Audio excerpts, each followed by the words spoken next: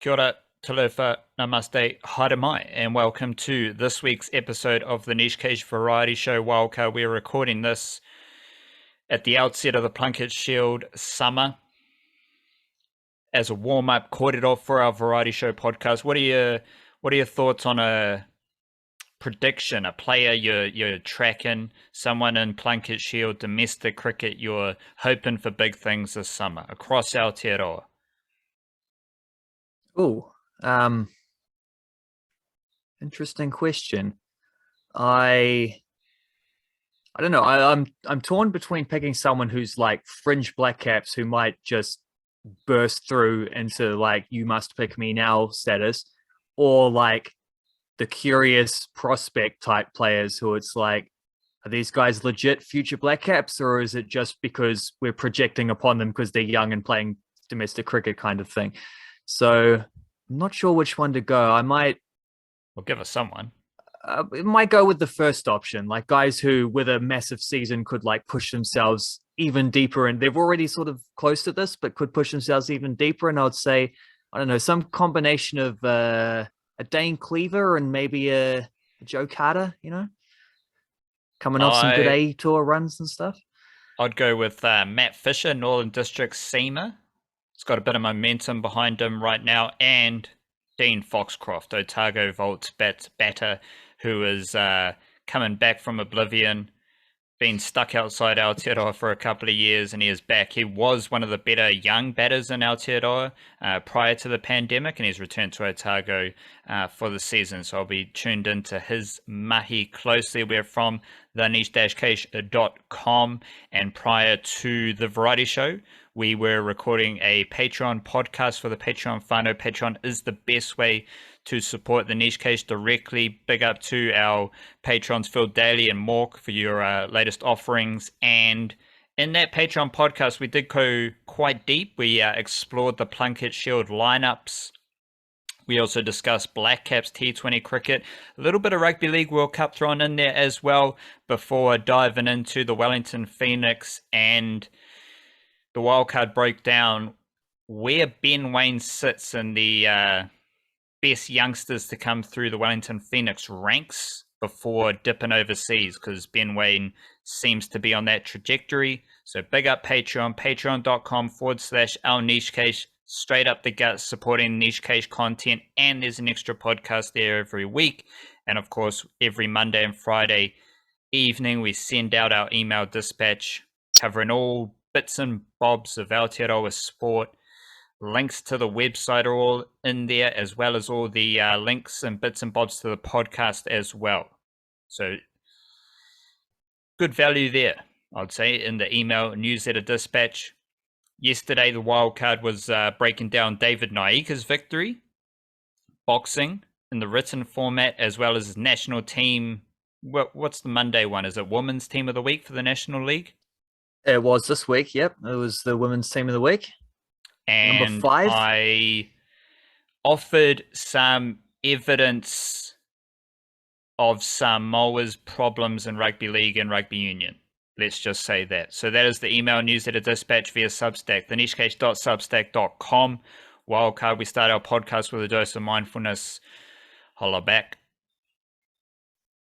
Yeah, I was thinking of what to do at short notice beforehand for this. And all the books that I have on the table, I think I've plucked a quote from them relatively recently. So I thought I'd just like Google it. It felt like a poetry kind of day, or at least a poet kind of day. So I thought about a few different options there, and I decided upon Mr. Gary Snyder. And I just Googled Gary Snyder quotes, and honestly have like about 30 to choose from here. So I'm just going to go with the first one that comes up, because that way I don't have to worry about thinking and making a choice. Mr. Gary Snyder, the awareness of emptiness brings forth a heart of compassion. The awareness of emptiness brings forth a heart of compassion. Word for word. Big up myself. I think what that means to me, or how I interpret that, is just the taking a moment to slow down into the awareness, and then from there you can connect with the emptiness. But it all starts with slowing down and being aware of what is happening, being aware of your environment, being aware of your thoughts and your energy, and then going from there into a bit of heartfelt compassion. Yeah, I think there's a few different ways to see that, because that's definitely one of them. I wouldn't be surprised if that was the intended meaning as well, of like, because that's kind of what meditation is. It's like emptying your mind, like remove all thoughts, and then from there brings forth a heart of compassion. I also think there's something to do with like, because you know how it's like one of those things that people, I don't know, debate about. It's like, what's the meaning of life kind of thing. And the more I think about that, the more I think the meaning, like the idea that there should even be a meaning of life, is kind of a self-centered idea. It's like saying that I was born with a purpose, therefore I have to have there's something like destiny written for me because I'm special kind of thing, and I'm going to achieve such greatness. Whereas maybe like you're just born, it's all just part of nature. Like this tree didn't pop up next to that tree because it was special. It popped up next to that tree because the seed fell in the right place, and the conditions, the sunlight and the watering or whatever just led to that. Maybe it's just the same with people. But then I think that in itself is like an emptiness, because you're saying there's no meaning. But the beautiful thing about that is, if there's no meaning, like inherent, if there's no existing meaning, you get to make up your own one. Like you get to choose what you want to do and what is going to be purposeful to you in your life. Like that, you get to make those decisions. That seems so much better to me. And I think when you come at it from that perspective as well, it's very easy to be compassionate with other people, because it's the same thing. It's like just chasing your joy and fulfillment, and seeing that when other people do the same thing, and you sort of have to come at it from that perspective to be able to, well, you have to come at it from that perspective in order to be able to have that perspective. You sort of have to strip everything back to the emptiness, and then be like, oh man, this is a clean slate. I can do whatever I want within reason. That speech was like a fantastic over of test bowling. Just a couple outswingers, set the batter up, plug away consistently, nip one back into seam ball. Fantastic wild card. That was deep. I think we can all just take a moment to appreciate how deep that awareness of emptiness was. Aotearoa Sport wildcard. Let's start it off with a sizzling, raging banger of a take. What do you got? Yeah, this is a little bit of Kiwi boxing, where I'm going to say that David, and I looked at his Instagram page, by the way, and because you hear people say David Nyika and David Nyika and David various, like all points in between.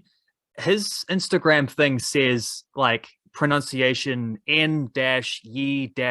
So I think it's Nyika, I think, which I believe is Ugandan heritage. I think that name. He talked about it in an interview he did with, I think, Glad Rap Channel. He's like, he's got Ugandan, Welsh, and English heritage, and something along those lines. So it'll be similar to old mate for the Mariners in Kolo. Potentially. Was he Ugandan? Oh no, but he was African, so he might have been Ghanaian. I can't remember. Anyway, ask Piney. But Piney yeah, the pronunciation. Piney would know. He does his research. Yeah. Anyway, David Nyika is the rising star of Kiwi boxing. That's what I'm saying. And this is after a second round convincing knockout of fellow Kiwi Titi Motusaga, who's actually a city kickboxing fella, sort of on the books there, working with Doug Viney and Eugene Behrman. So that was on the undercard of Cheney Cambosos 2. David Nyika, he took his time in round one. It sort of looked like he was just gathering information and trying to figure out, okay, like what's this guy got? And then in the second round, he ramped it up, but at the same time, caught a sort of a head clash to the cheek, opened up a big cut underneath his right eye, I think it was. And that just seemed to put him in a mood of like, no more gathering information. I'm mad now. I want to finish this in a hurry. And he did. He finished it in a hurry. It was emphatic. It was a very good win. Moves to 5-0 as a professional. And Hemiahio could have been right there with him. You know, I could have been talking about David Nyika and Hemiahio as the rising stars, because Hemiahio fought directly afterwards against Fainga Opelu, Australian fella, born in Samoa. I think actually lived in Aotearoa for a bit as well. But Yeah, Hemiya Hero came into that fight as a 19-0 pro heavyweight, but after a solid enough first round, he just found himself like copping just too many counter shots. Couldn't protect his head, and then just like the collateral damage wore him out really fast. To the point where like after the third round, Eugene Behrman was telling him like, "Bro, however tired you are," then Eugene Behrman and his Jandals, by the way, at a major like world title fight, which is inspirational stuff. But he was telling Hemi like, it doesn't matter if you're tired, he's just as tired, and blah, blah, like trying to spark him up, like just push through. It's like, it's been 3 rounds, bro. You shouldn't be in this state by now. It's just he's worn out by getting hit over and over and over. And then naturally Apollo got him on the ropes to start the fourth round, and just got him just further damage on top of further damage. The ref steps in, stops the fight.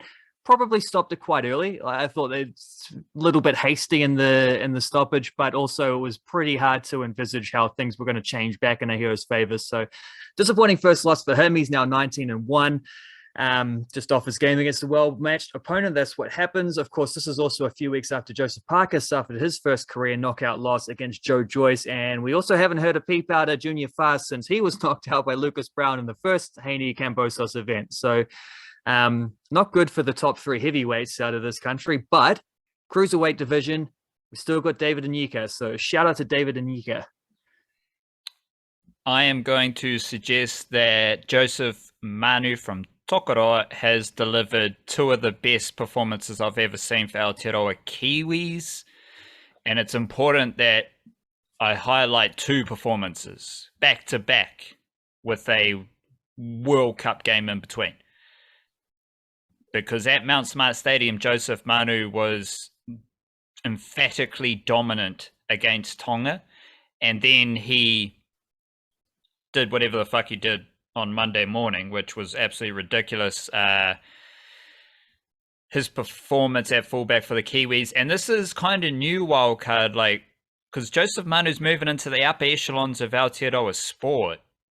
But it's a bit new because it's at fullback now. We've had Joey Manu in our lives for a long time, but that's been at centre. Now he's playing fullback for Aotearoa, and he is absolutely ridiculous. The game was in the balance against Lebanon, 18-12, and Joey Manu steps up.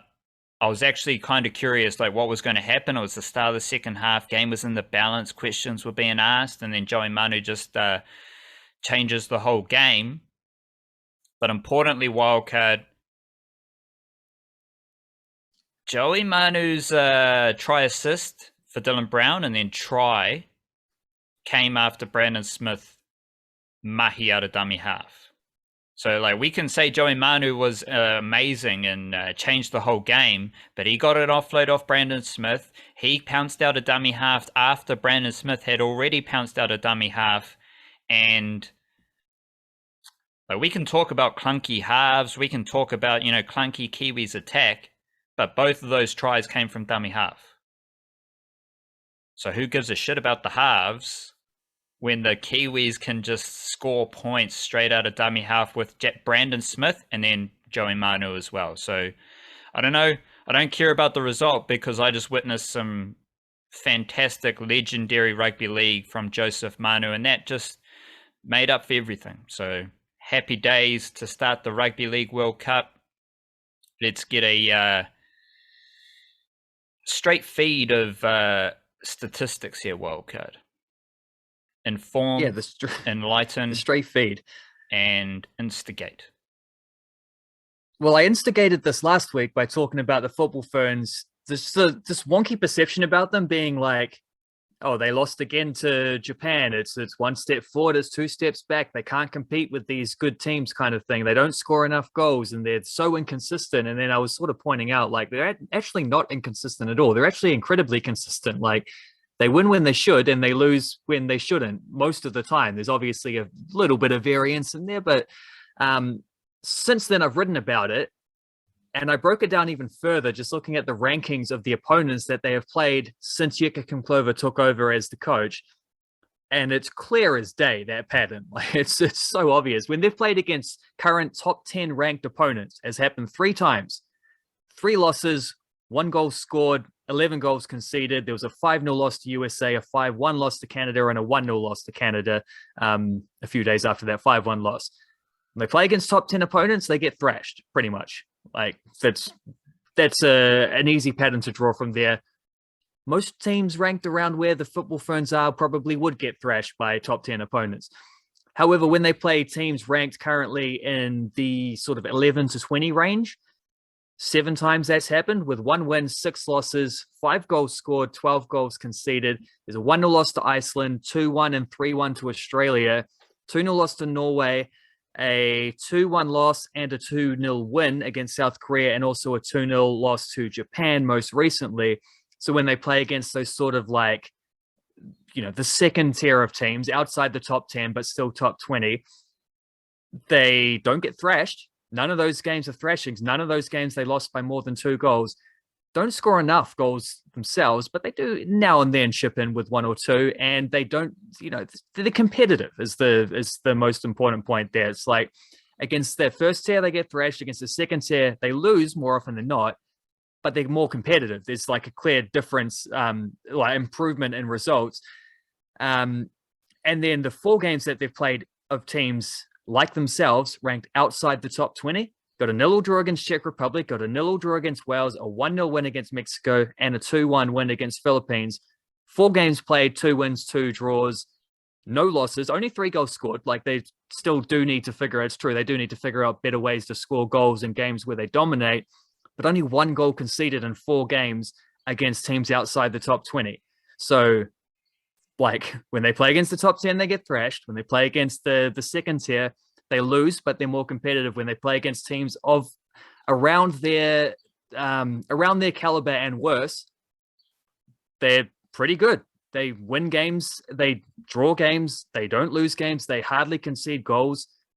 This isn't inconsistency. This is like the measure of consistency. There's a clear pattern versus who their opponents are, how good their opponents are, and what the football Ferns are able to do. So I don't buy the idea that they're inconsistent. I think it's pretty clearly the exact opposite of that.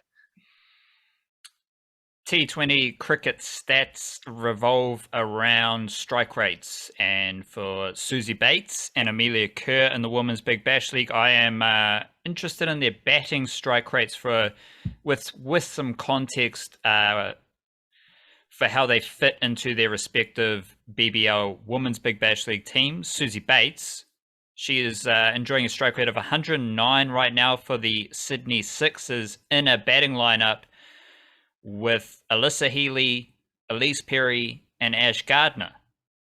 So I think that allows Suzie Bates just to have a bit of fun and start the innings off right with her power among the best batting lineup in the Women's Big Bash League.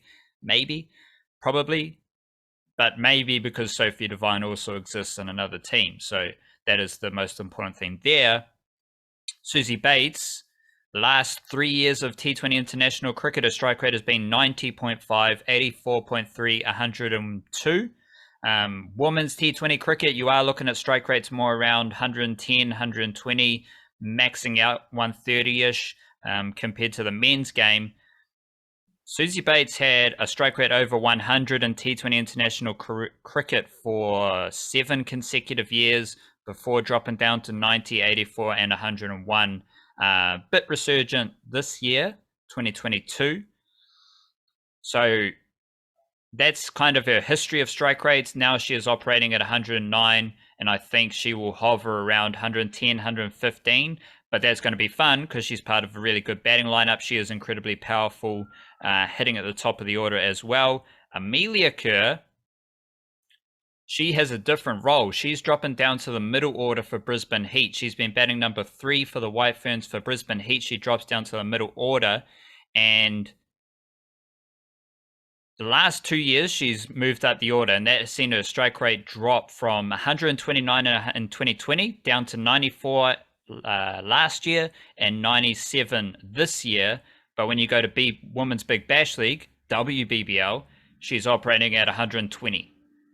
And that's because she's in the middle order where she just comes in, smashes a cover drive for 4, and gets her innings started. So Suzie Bates, she can bat freely up the order for Sydney Sixers as part of a strong batting unit. Amelia Kerr can play her strokes in the middle order for Brisbane Heat, and that context is really important. But also they're really good batters. They can do a bit of everything. But that's what I'm interested about their Women's Big Bash League strike rates wildcard deep in the mangroves.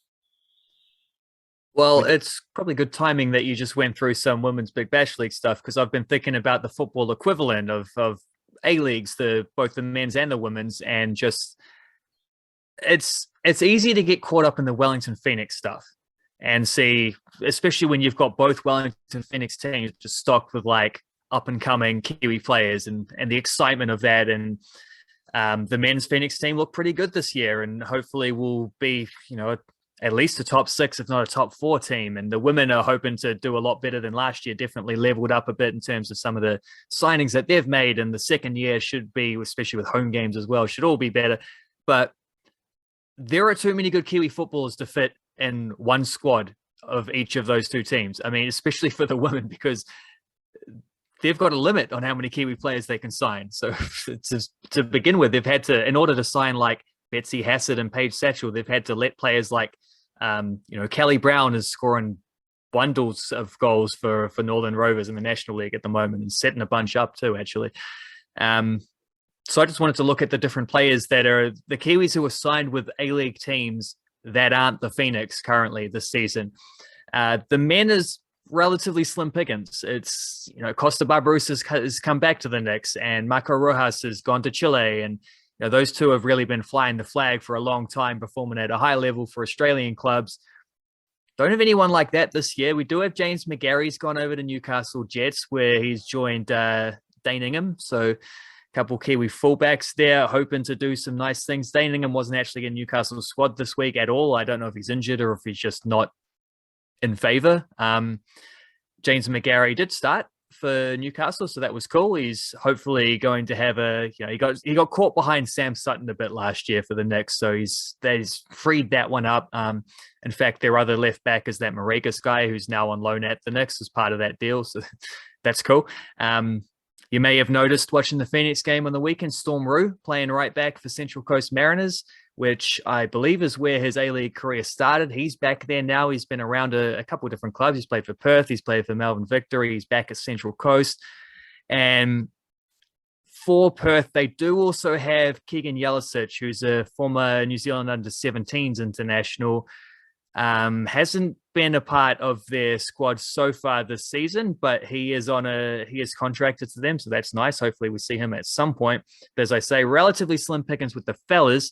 With the Wahine, it gets a lot better, to be fair.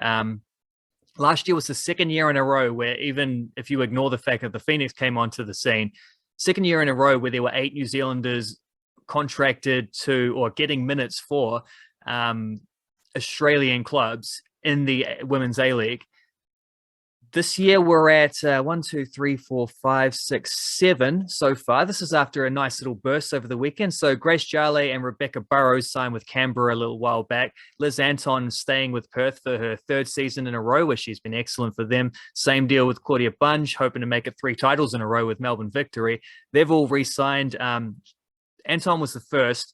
Jale and Burrows a little bit, or Jale and Burrows a little bit later. Claudia Bunge sort of dipped her toes into maybe seeing if, there was rumors to go to maybe a WSL club in England or something, ended up re-signing with a Victory. Had to wait a while to see whether Hannah Wilkinson would do the same thing. She has done. She's backing it up with Melbourne City, where she was one of 3 Kiwis last year, but Marissa Vandermeer has signed with the Phoenix, and Rebecca Stott's gone over to Brighton. But Wilkie has scored, she scored 14 goals in 14 games last year. Should have won the Golden Boot, but the Golden Boot's only a regular season thing, so she missed out by 1 goal, but that's the target for this time around. Then there was a little bit of a wait, and then Malia Steinmetz has re-signed now with Western Sydney Wanderers. Wasn't sure if she would, because she was there last year, didn't get a lot of minutes. Just didn't seem like they really used her in the way that they should have, because she's absolutely good enough to be a starting defensive midfielder in the A-League. But since then, Western Sydney have sacked their coach and brought in a new one, so that was probably good for her, and now she's been re-signed.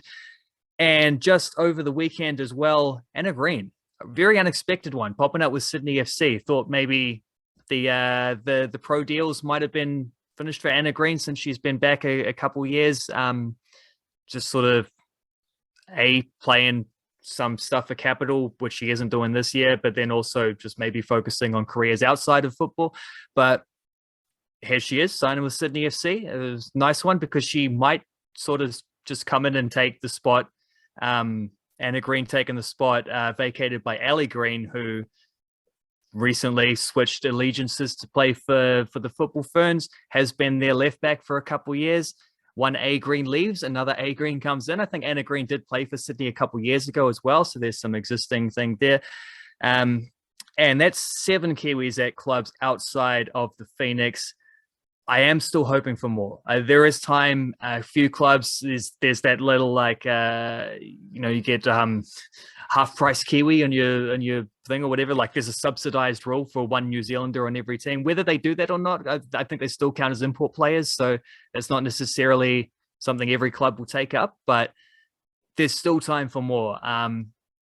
And I've got fingers crossed that maybe it's definitely, I'll just put it this way. There's definitely a few more players good enough to play at this level should the opportunities arise. Just got to hope that they do. The Blackcaps are about to start the T20 World Cup, and deep in my mangroves, I've just got some notes, some key ideas for the Blackcaps at this T20 World Cup. Easy place to start is the opening combination. Does look like Finn Allen's going to open alongside Devon Conway, which has bumped out Martin Gaptel. Gaptel did open in this warm-up game, and he hit 26 off 23. Finn Allen didn't do much there, but that is just a warm-up game. But it does seem like that is what the Blackcaps are working towards. Devon Conway, one of the best batters in the world, so make sure you're watching him. He's fun. And also, I'd like to put it out there, Glenn Phillips, the most exciting cricketer in the world. Like, that is a headline fact. So just absorb it into your loins. Glenn Phillips, the most exciting cricketer in the world. Ample reason to watch Blackcaps cricket just to see Glenn Phillips. And the reason he's the most exciting wildcard is because he does everything, and he does it, what's the term I'm looking for? He is having the most fun, and he's doing those things with the most intensity as well. He's like maxing out fun, maxing out intensity, maxing out funk, and maxing out like cricketing skill. It's a beautiful thing. So shout out Glenn Phillips, the most exciting cricketer in the world. There's this other idea, wildcard. So you think about Australia, you're thinking, fast pitches, Aussie seamers, 140 Ks per hour, all that Aussie shit. 3 best leading wicket takers for Aotearoa this year have been the spinners. Michael Bracewell, Ish Sodhi, or in this order, Ish Sodhi, Michael Bracewell, Mitchell Santner. Of course, that is skewed because they played weaker teams earlier this year, so the spinners could pick up wickets against Scotland and those type of opponents. But, given what we saw about Michael Bracewell recently, Ish Sodhi and Mitchell Santner, 2 of the best T20 international spinners in the world, these 2 ideas are working against each other of what the perception is of what you need for cricket in Australia against the skill set and strength of the Blackcaps team. But of course, Tim Southee's pretty good, Trent Bolt's pretty good, Lockie Ferguson's pretty good, Adam Milne's pretty good. Part of that, though, is that Lockie Ferguson didn't play in the Tri-Series. Adam Milne featured sporadically.